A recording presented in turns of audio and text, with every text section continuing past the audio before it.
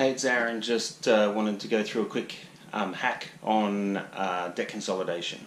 Following on from my little rant, debt consolidation, you should have a purpose and a goal of what you're trying to achieve versus just doing a debt consolidation.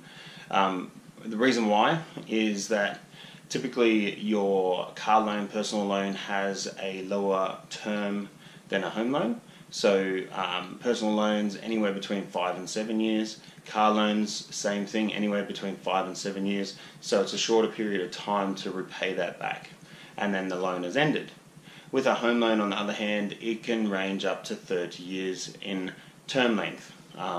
There are some variations on that, but the term length is usually 30 years. So just imagine for a second what your car would be worth at the end of 30 years. Not much. Would you want to upgrade that car in that time, and a few other things? The other thing is, if with personal loans and if you've used it for a holiday or you've used it for renovations on the house and different things like that, it has a different reason why you would want to debt consolidate. I don't know anyone that if they've had to borrow some money for a holiday would want to pay it back over 30 years, because in 30 years it's not necessarily the case that you don't want to ever go on another holiday, and paying for the first holiday, then the second holiday, and then the third holiday is probably not the most smartest move. So a couple of things: when we do have a reason to debt consolidate, for example, we're going to release some money to purchase a property or some real estate to invest in, debt consolidation can help with the calculators.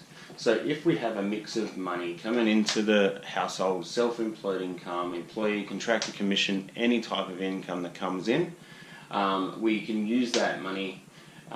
If in the case, as an example, a home loan, a credit card, a personal loan, a store card are being used but won't allow us to get the equity that we need to release from the house to be able to use that to buy the property, or it doesn't allow us to use our cash that we've diligently saved up to be able to put the deposit down on the next house we're buying, because the calculator doesn't work, the tightening lending serviceability, things like that, needs us to debt consolidate. So therefore the end result can be that we have one loan with all the other debt spread over 30 years, which allows the calculator to move better and for us to achieve our next step, whichever the goal is. Obviously, debt consolidation, let's have a goal. Let's just not do it for the sake of doing it. Purchasing a property, investing in a business, managing payments because something's getting out of control. The earlier the better. The traps with any debt consolidation, depending on which banks you go to, the ideal situation for debt consolidation is going to be, number one, have your debts paid up to date.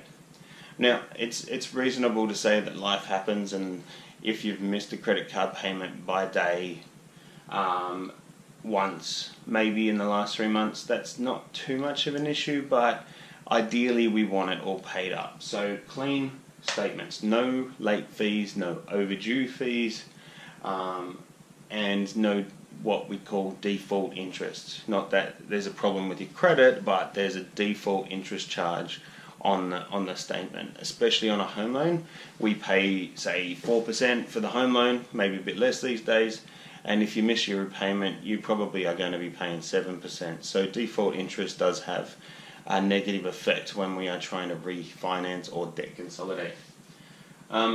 Sometimes when we get to the end of the debt consolidation, some banks will take control and pay out the debts, most likely a home loan. But other debts like credit cards, personal loans, car loans, the money may be deposited into your account for you as the applicant to pay those out. Now, the big careful with this one is that you've applied for the loan to be able to pay out the debts. So having paid out letters after you've got the money and after you've been able to pay out the credit cards and things, you must close them down. It's very dangerous to have those open and can have a negative effect on your issues going forward. It would create issues going forward. So having debts all paid out, even if you have to action them, let's get that repayment letter into your hands and into my hands, and go from there. Number three, careful about some types of debts you want to debt consolidate. In this example above, we've only mentioned the normal current common things. There are other debts that you can debt consolidate as well, but it really depends on the lender. So if you're self-employed and there's some tax expenses coming up that you want to debt consolidate in, there's only a couple of different lenders. There's some, not every lender will do that. Some lenders will do that.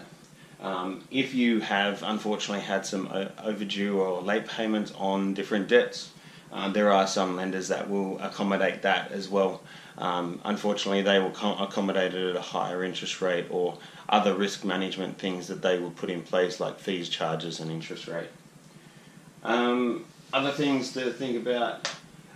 Recently released a video on debts outside the primary relationship. That can come into how the serviceability works when we are trying to do debt consolidation. Servicing the loan, soon I'll release a video on how that can help. Sometimes it's not necessary to refinance everything immediately, maybe just to go after the goal that you got.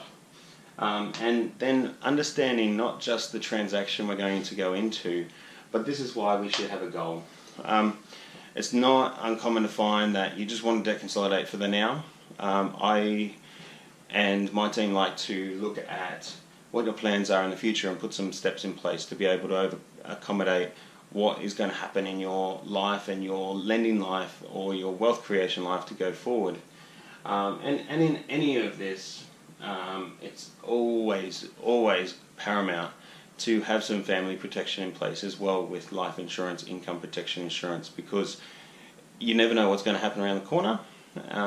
And most of us may say it won't happen to me, but it does. And seeing how it can put people back and push a whole range of this plan of why we've debt consolidated out to wazoo. Anyway, a little bit of a hack on debt consolidation, why we should do it, and a couple of traps to avoid when we go forward or talking about it. Alright, until next time.